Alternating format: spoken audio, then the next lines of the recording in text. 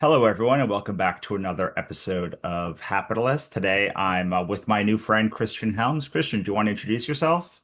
Hey y'all, Christian Helms from Helms Workshop in Austin, Texas. Hmm.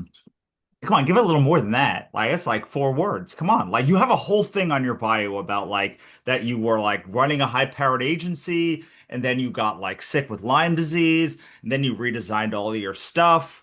And like, I really just want to ask you the question: why don't people realize that like branding is the cheapest and best way to get more traction for less money and less effort?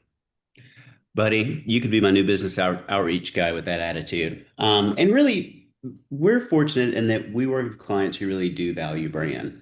We've been able to build a reputation and sort of a niche in the industry over time where very seldom do folks come to us asking us to justify the cost or the value of branding. They get it. Sure. And that's fantastic because you do not want to be in a place where you're trying to convince people that brand is worth something. If they don't get it, they'll get it eventually. They will learn once they get out in the market. You would think, Um, but as somebody who deals with creators all the time, like they end up hitting their head against the wall for like ten years. And I'm like, well, you've never made your life easier. They're like, I don't want to do marketing. And I'm like, great. Well, like there's a very easy way to stop doing marketing. It's like to have a brand that carries forward for you, because then every time you yeah. speak, it amplifies. And otherwise, like if you don't do that, you're just going to keep banging your head against the wall. So like, why don't you just doing the thing that like, so yes, all of the people that filter to you, are like no brand, but as someone who's a few layers below, like in the filter below you, I can tell you most people do not understand this concept. They don't understand it, but they sense it and they feel it anyway. You don't have to intellectually understand brand to respond to it in a visceral, human, emotional way. People are responding to brands a zillion times a day, whether they realize it or not. So Mhm. everybody gets brand at their core. That moment where your gut and your heart override your head and you just want something or you want to be a part of it. Everyone's experienced that, whether they understand that's branding or not. Yeah, exactly. And like, so like my big, we were talking about my new group coaching program, and like it's all about defining your winning axis, which at the end of the day is like building a brand that like speaks for you and amplifies you. But I can't say the word brand because like that's not the word that you can use. Like axis is good, like magnetize is good, but like the word specifically brand like feels marketing. And I kind of understand because like I love marketing. Like I believe everyone in the world loves sales and marketing. Like truly deep down in my heart, I believe every human being in the world loves sales and marketing. So like I don't get it, but like I understand that it's not a thing you should say if you want people to buy into the concept of like doing less, more, getting more with less effort. Yeah, I hear you. I'm with you on that. Yeah. Thoughts, more thoughts. Like, come on, say more things about it, Christian. Like we're in Yeah, a I mean, podcast here. I think I think there's a lot of misconception on what brand actually is. Hmm. That it's your logo, that it's your tagline, that it's your X, Y, or Z, and that is a big part of it, of course. But really, the brand is your brand is the summation of what people believe to be true about your Hmm. company, product, whatever that thing is. That sum of thoughts and feelings and emotions and respect or admiration. That at its core is the brand. Yeah, I love that. One of the things that, so like your thing is that one of the things that I read on your site was like every human needs a brand, like in this. And I've always said, even your grandma has a brand. And like, Yes. so yeah, I mean, I love this idea that like, look, whether you want it or not, the brand of you, your brand exists. So you might as well just like unearth it and discover it. And then things become better. Yeah, I mean, you're a brand, your dog's a brand, your grandma's a brand. And the trick is that if you don't define what your brand is about, what it stands for, people will do that for you. They will decide for you if you don't put it out there in the world and make it really clear what your brand, personal or otherwise, is all about. Yeah. You mentioned earlier the Lyme disease thing. I got wrecked by that for a number of years, a few years back. And when I had to kind of rebuild my life and my business, I used the tenets of branding to do that. Like I know my core purpose as a person is to build things that bring joy and value to people's lives. Mm. And build wealth for my family. And wealth doesn't mean money, it means health and security and happiness and all these other things. That's the big capital W wealth. But defining what your purpose is, what your mission and vision is, your audience, like who do you want to be surrounded by? Who do you want to be talking to? Who do you not want to be talking to? All Yeah. of those things can really put you on a trajectory and clarify a lot. And it helps you in monumental ways to achieve goals a lot faster. Yeah, so in Hapitalist, we would call that attunement, that first part that you do, whereas like there's a there's a dial on your head, just like a radio dial, and it's like in order to see the right opportunities, you got to like tune it to the right people. Like if you Hmm. surround yourself with the right people, it's not that with the wrong people, it's not that the right people aren't out there. It's just like you're signaling out to the wrong, you're just Right. catching bad opportunities and like people that don't resonate with you, and all of these things like are happening because you're tuned to the wrong frequency.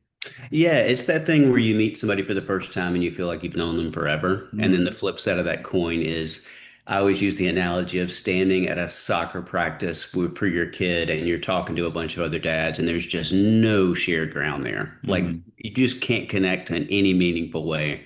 I'm notoriously terrible at just like chit chat, small talk. Like I'll mm. talk to you about real stuff forever and I'll get fired up and excited, but I'm terrible at like the soccer practice small talk with the other dads or whatever.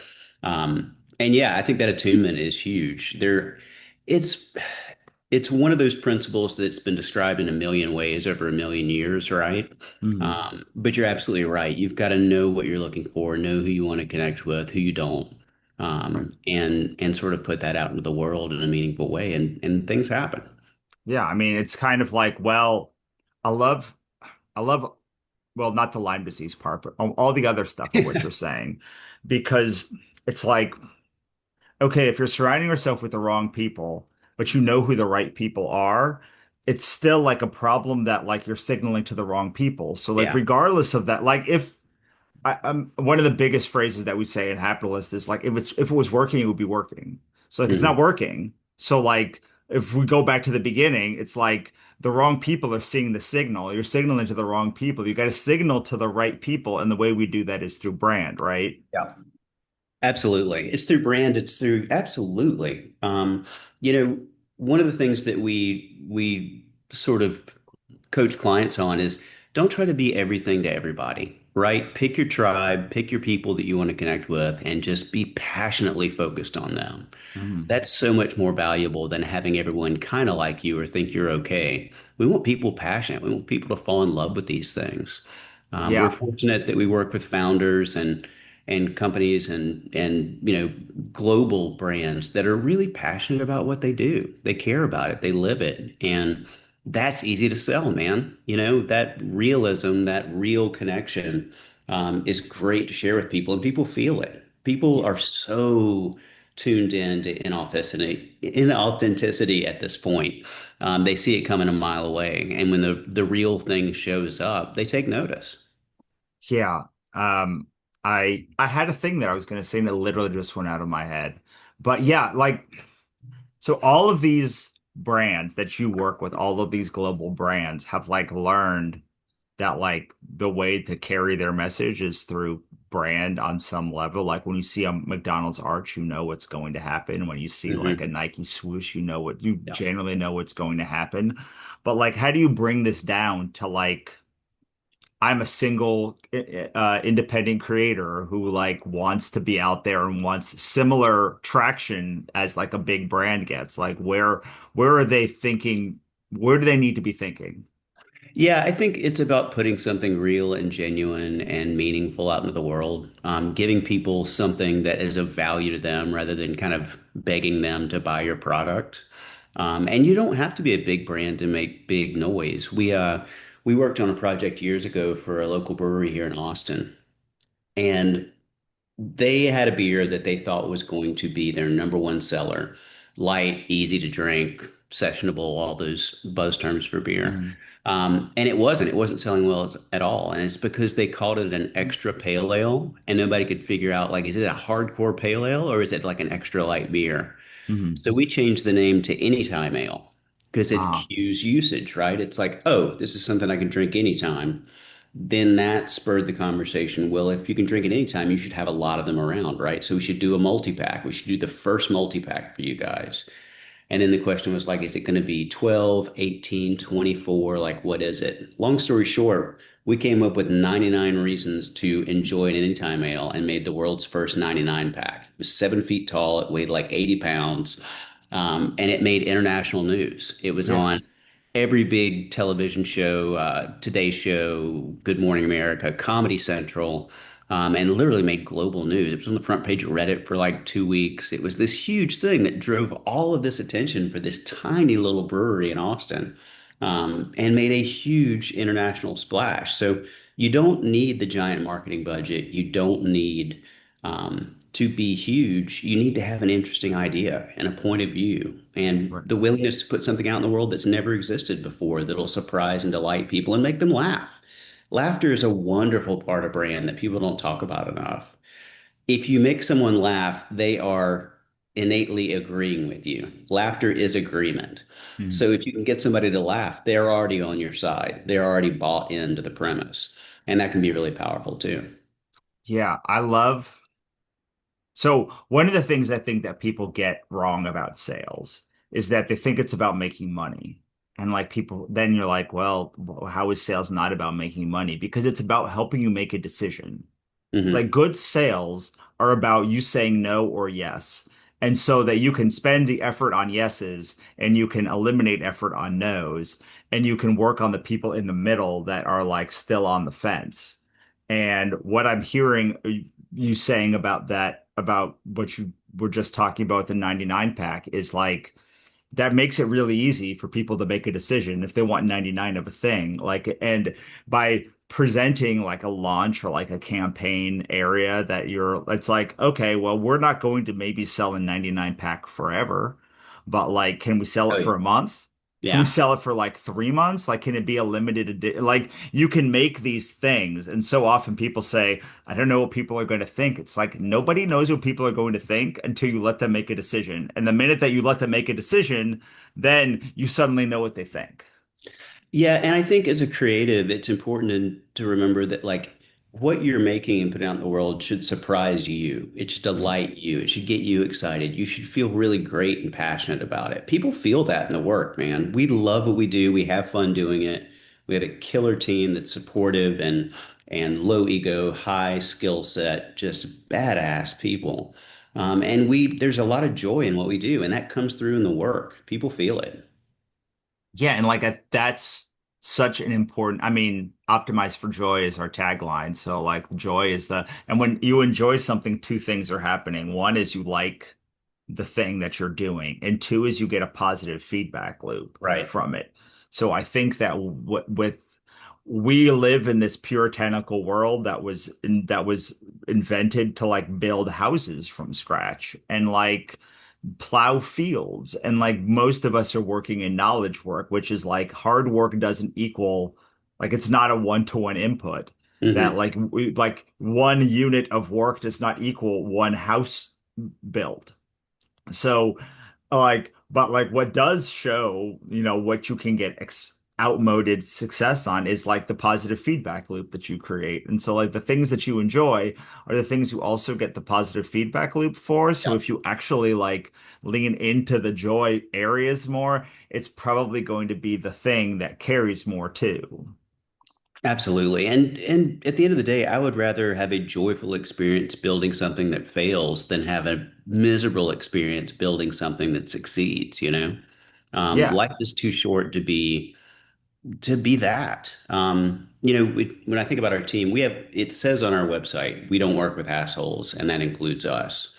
Um, we have a tremendous team of really wonderful, thoughtful people. And I learned years and years ago that I might hire the second or third best portfolio on our list of candidates, but I'll hire the best person because I Mhm. can teach you to be a great brand designer. I can't teach you to be a great person. Like that die's already cast, right? Like you're locked in. You are who you are.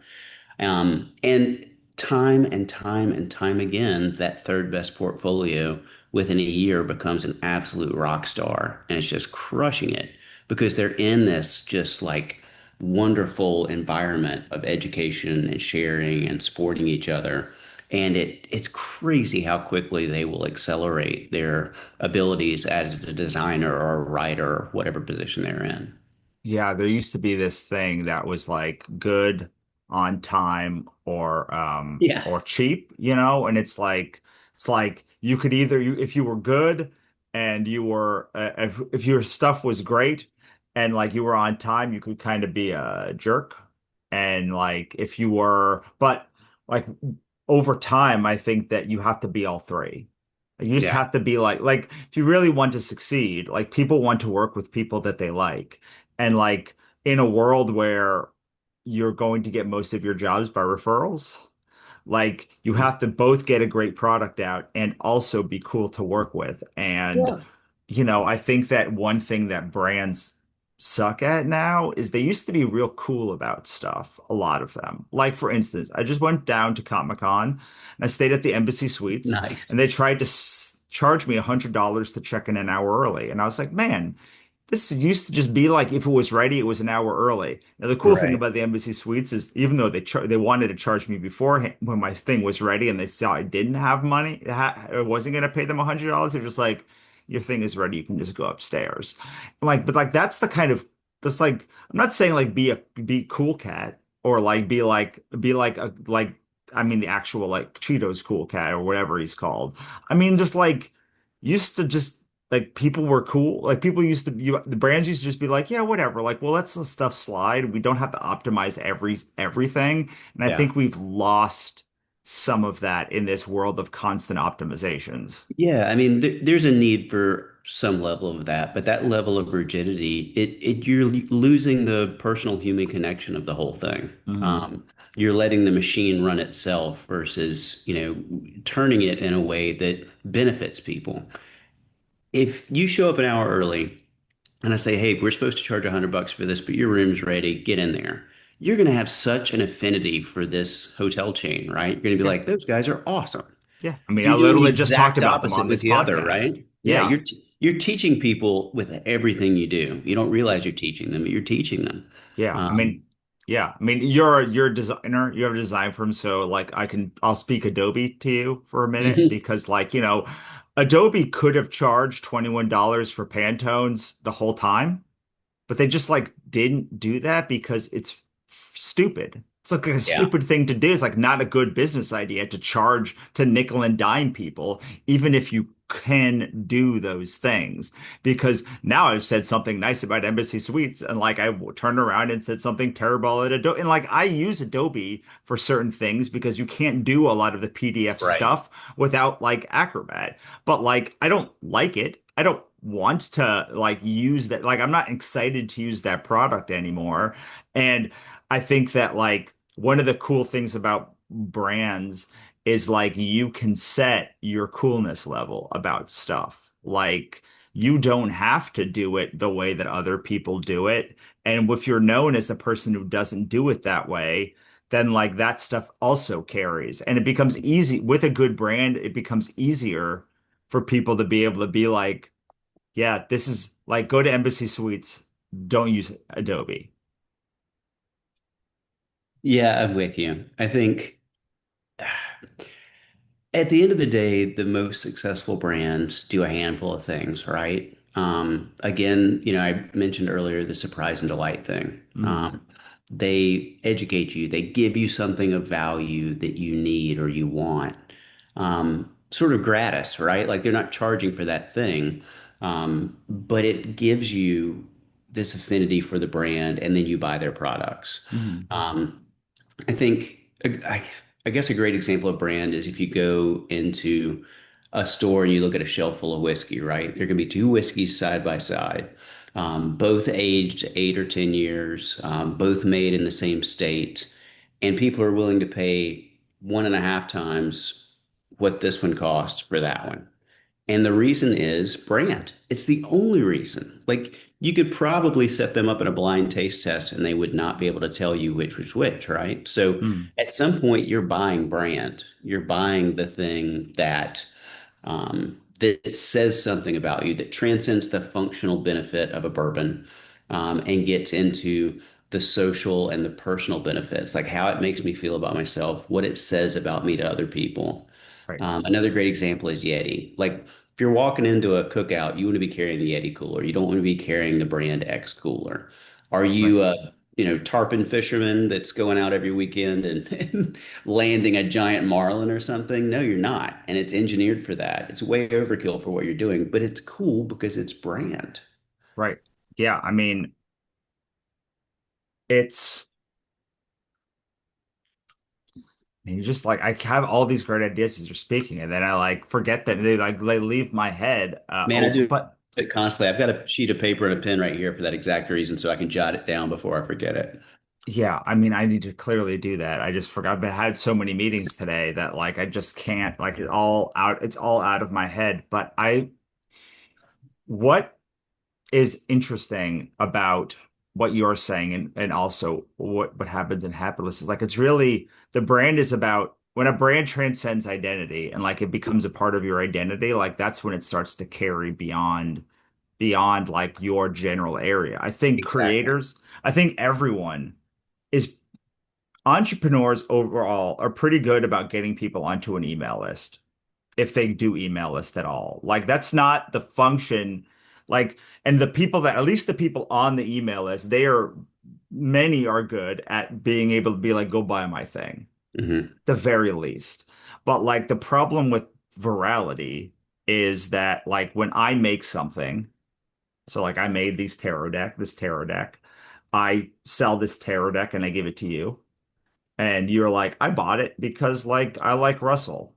And then you have a value in it and you give it to your friend Sadie. And Sadie takes it because they know you, but they don't know anything about me. Right. And then Sadie, completely unprompted, because we have no way to know what Sadie does. Like Sadie is not in my ecosystem. You're not hanging out with Sadie every day. Like you don't know what they have to share it with one person unprompted. And I think we get so caught up on like the optimizations of these 20 or 30 touch points that like a brand works when Sadie unprompted shares the thing with somebody, and it does not work when Sadie does not share it with somebody.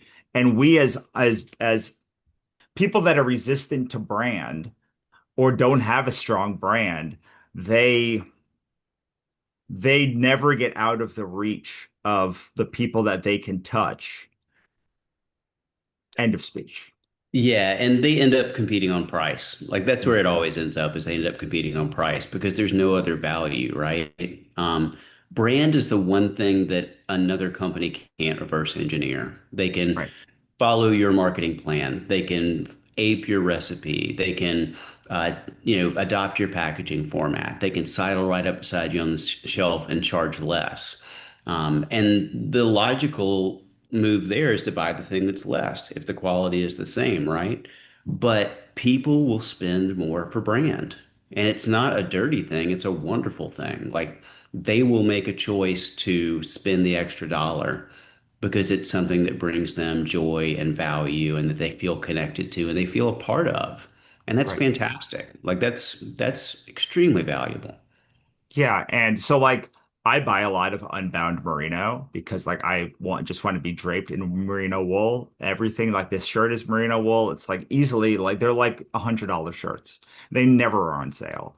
So except like one time they do a Black Friday sale and it's 25% off, and so I stock up. Almost You buy all like of my sh 15 shirts, yeah. yeah, like almost all the shirts are either that or Ably.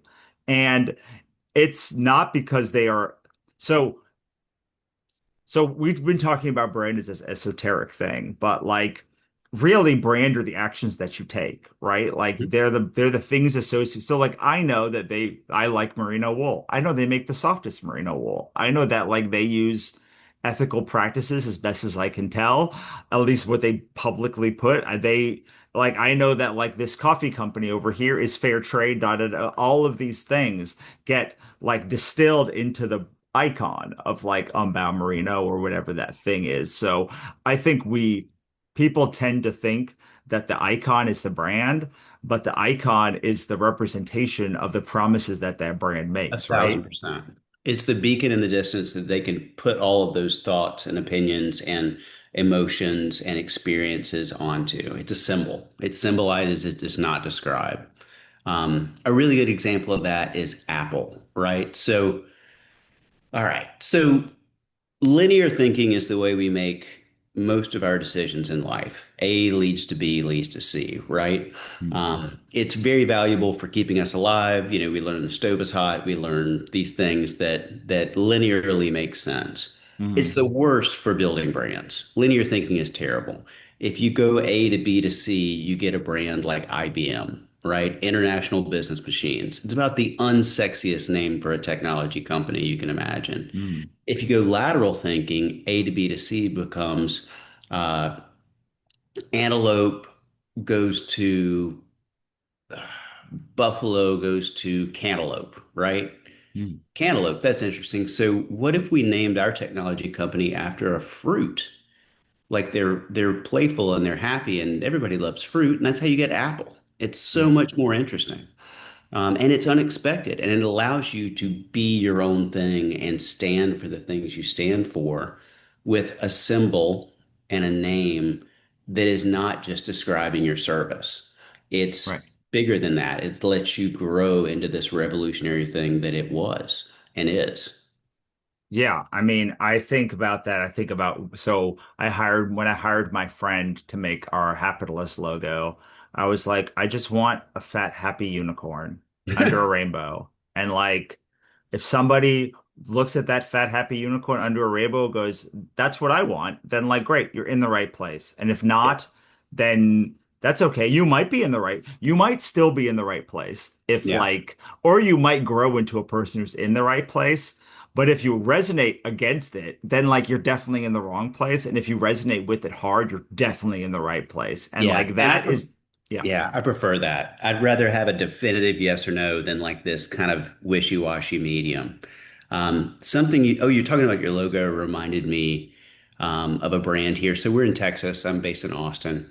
And we have a chain across the Southwest, a chain of mammoth convenience stores called Bucky's. Bucky's, yeah. Yeah. It's gotten a lot of press recently with John Oliver. That's a whole other thing. Well, But I go to Austin at least once a year. So like oh, Bucky's it's is a thing that I, fantastic. I love Bucky so much. And the fact yeah. that they have the balls to make their sign is just a giant beaver on a pole. Like it doesn't even say Bucky's. It's just a Hmm. giant beaver. Right, It's hilarious and it's so cool. And people absolutely are passionate about Bucky's. right, It's a convenience store. It's a giant convenience store, but right, it's so good. I mean, I think each location has four employees working at all times just to clean the bathrooms. Cleanest bathrooms you'll ever yeah, visit, which is a big deal if you're on a road trip because we've all had yeah, the opposite. right. It's wonderful, but it's audacious. Like they called it Bucky's and they put a beaver on the sign. It doesn't describe what they do. It doesn't even tell you what to expect, but you see that and you're like, that's a place I got to stop. Like, what the hell Right. is this? It's fantastic.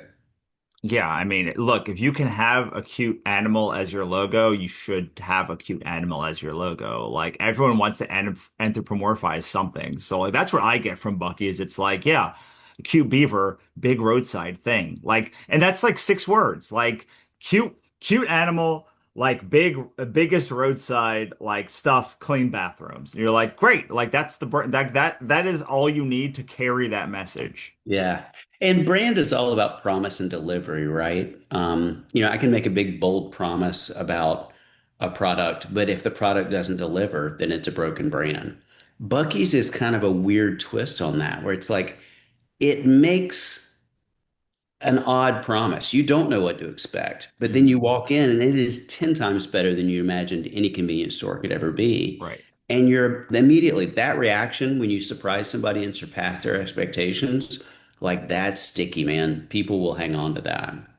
Yeah, I mean, it's a really interesting discussion because I think that we as creators are so product focused Hmm. that we don't think about the holistic thing that we're bringing people under. It's like this series, this thing. Like I have like this book coming out. I have this art series. I have this other thing. But like the creators who really like get beyond their like small niche tend to be ones that are like, oh, that's a universal thing. All of Hmm. your stuff is about this thing. My friend Theodora Taylor talks about universal fantasies and like what is the thing that like goes across all of your work and all of your stuff. And like it's a lot easier to see it with a with like a Buc-ee's, right? Because Hmm. Buc-ee's is convenience stores. They're not books. They're not like 50 different books. They're not like 30 different pieces of merch across all of your products. Like they're not 10 series that like all cloud.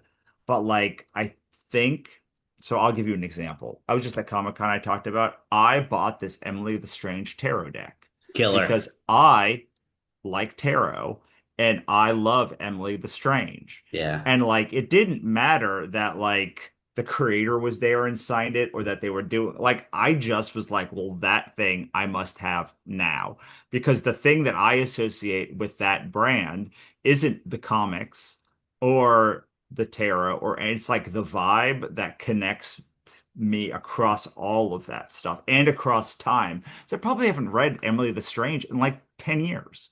And yet, like the minute that I saw that deck, I was like, that's it. That's what I'm getting this show for sure.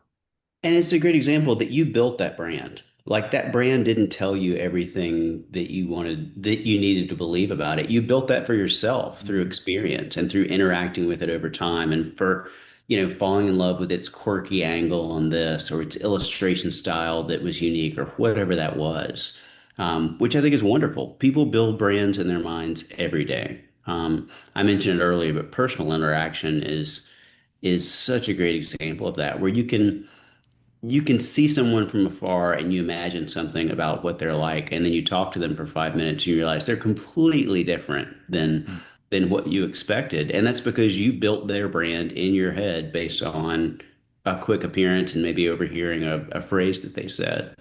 Yeah, Um, we build those patterns. It's natural. It's part of being a human.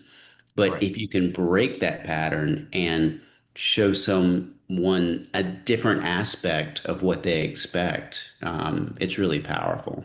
Yeah. Or Um, at least like be able to set to, okay, if this is my brand, then I need to be a representation of that brand. And like at least like you can also say, okay, like I don't quite believe all the things that like my brand like I don't like I'm confused as to some of this stuff, but like I like all the people that are in my brand. So like what can I do to like define it all? Like you can do it in I guess what I'm asking is like people are listening. They're like, okay, great. How do I build this brand when like I am chaos? Because like what I know about people now, that Hapless now for sure after doing all of these serve calls and calls this month is what they want is do chaos, get paid, repeat.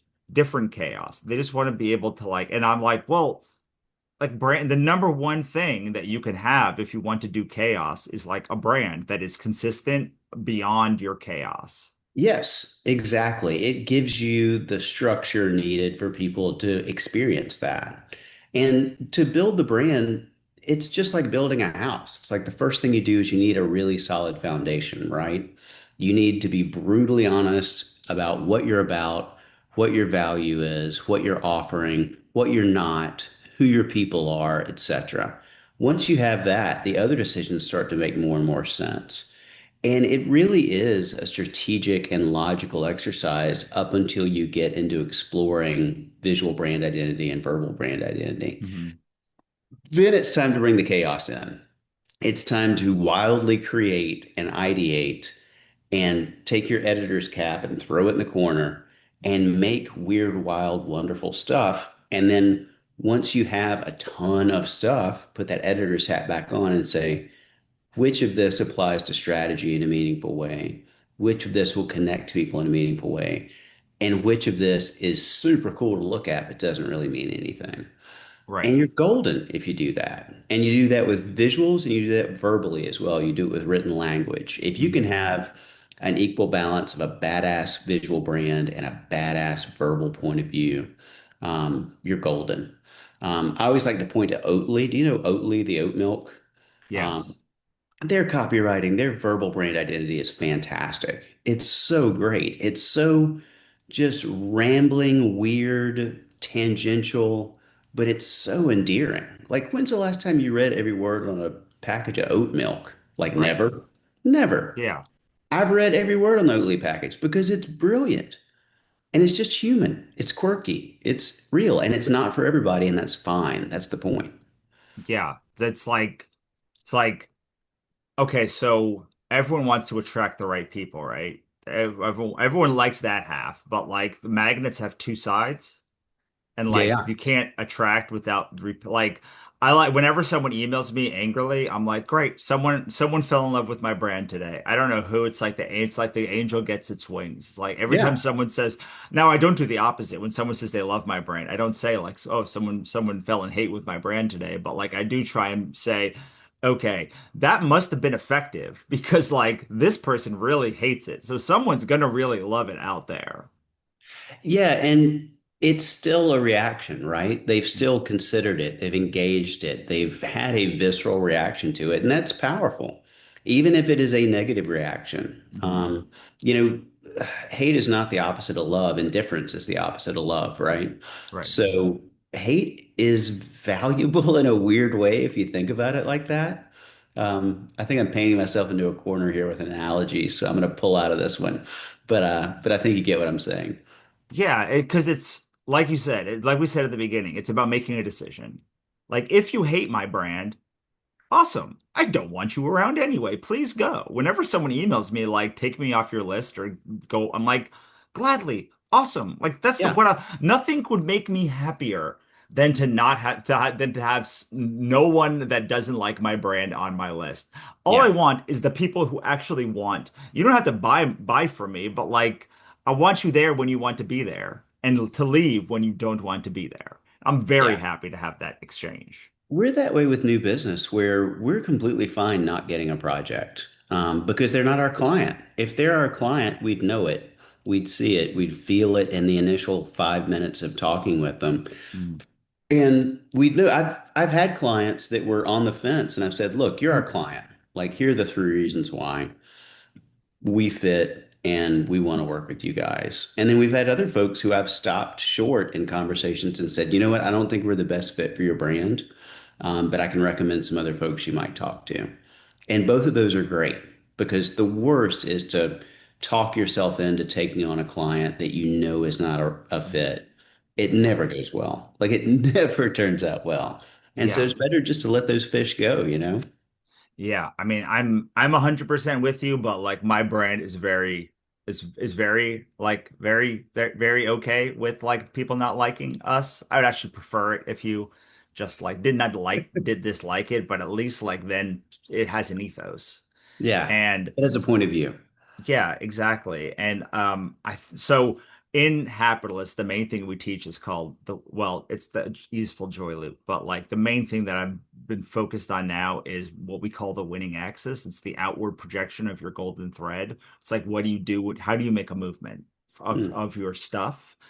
And like in order to make a movement, you have to tell a story of the future where like you are the only obvious and inevitable choice for your customers to like get that like they want the like whatever the end goal is of what like it means to win the game, like you have to be able to very precisely say it if you want to create a movement, and then you have to be able to see them where they are now, and you have to then make the connection about like what are the 3 to 5 blocks that you figured out that no one else has that like make you different.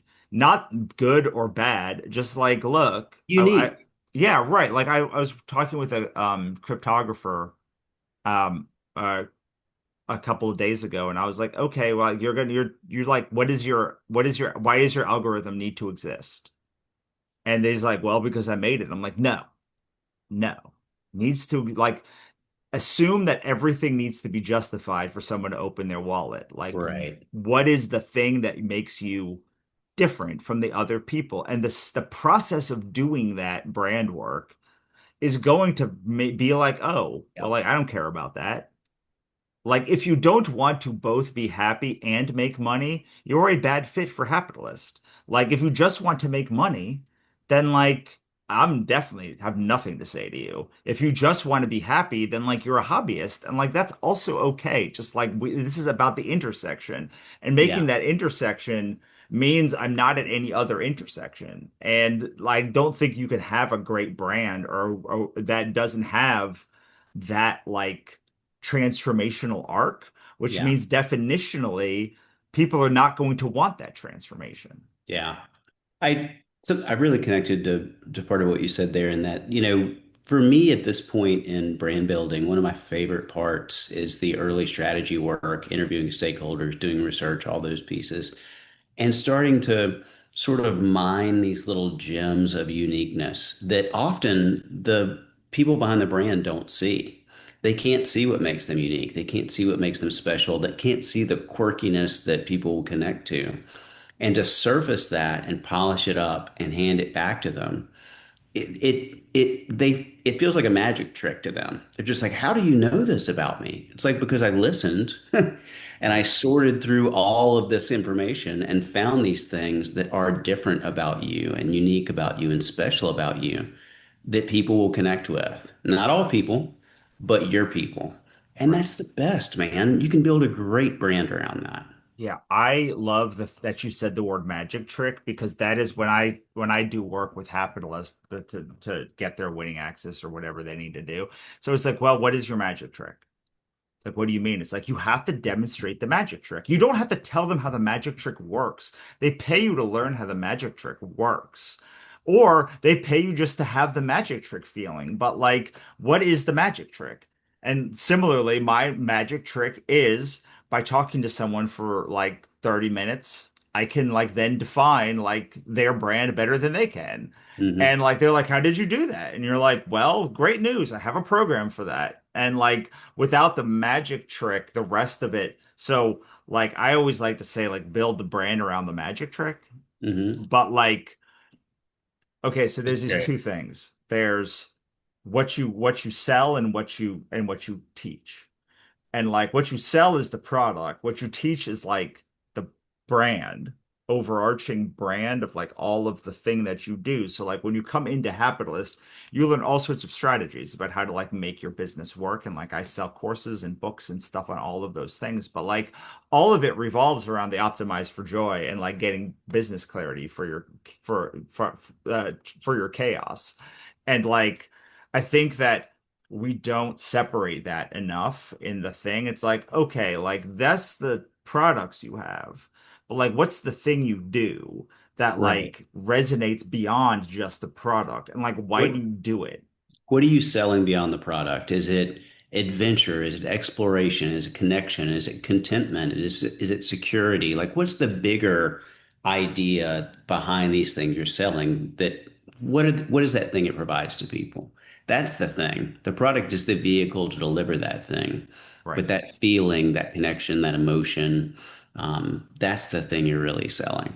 Yeah. Okay. So we're reaching the end of our time together, but I want to, we've been talking like two people who've been doing branding for a long time and like kind Yeah. of, so like someone has been watching this thing and they're like, oh, okay, bought in. I want my brand to be better.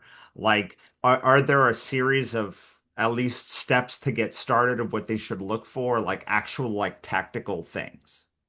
Yeah, I mean, you could do it yourself, but it's going to be an education for sure.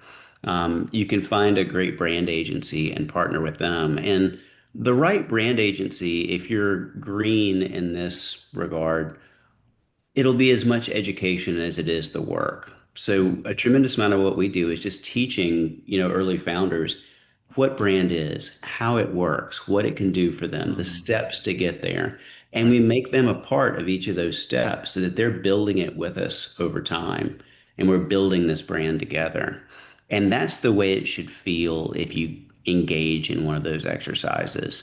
What you want to avoid is the agency that is high and mighty and thinks they're amazing and wants to listen as little as possible and then go away and create something that they love and try to sell it back to you. No, that's not building a brand. Building a brand is something that the founders, the leadership should be an active part of, and they should feel like they're along for that ride as you build this thing. Um, it's more valuable, it's more successful, and it's a hell of a lot more fun. Yeah. So I want to end this by just what is who is a good fit for you? Like who out there should be thinking about engaging with you? If this conversation has resonated with you, you're probably a good fit for us. To get more sort of in the weeds, we do a tremendous amount of consumer packaged goods, everything from cowboy boots to bone broth to sunflower seeds to baby Yoda Nilla wafers. We do all that kind of stuff. We do a lot of hospitality work with high-end resorts and boutique hotels. And then we do some outdoor lifestyle and adventure and personality brands as well. That said, we've also worked on some real outliers that don't fit in any of those categories because it was the right people with the right passion. So if you're building something of value that you think will bring value and joy to people's lives, we would love to talk to you. That's the stuff that we need more of in the world. Yeah. Okay, so you got to give me an example now of like what is one of these things like you just like opened a loop, you got to close the loop. So we worked on a brand called Mosey Baby that was it's an at-home artificial insemination kit, which sounds crazy. It was created by a woman named Mo and her husband Mark, and they had trouble conceiving and were having to do IVF and all those things, which are really expensive and really rough to go through. My wife and I went through the same thing. They built an artificial at-home insemination device themselves, like out of necessity, and got pregnant. And they get people pregnant all the time now. And you want to talk about brand loyalty? Like, good Lord, you give somebody a child, you're going to love that brand forever, right? Yeah. And so, we don't work on a lot of home health kind of stuff. But I sat with those two in our initial meeting. I was like, you're our client. Like this is clear. Like we're working on this. I'm not taking no for an answer on this one, and it turned out wonderfully. Yeah. Amazing. Amazing. Yeah. I'm going to give you the last word, but before I do, well, make sure when you give your last word where people can find you.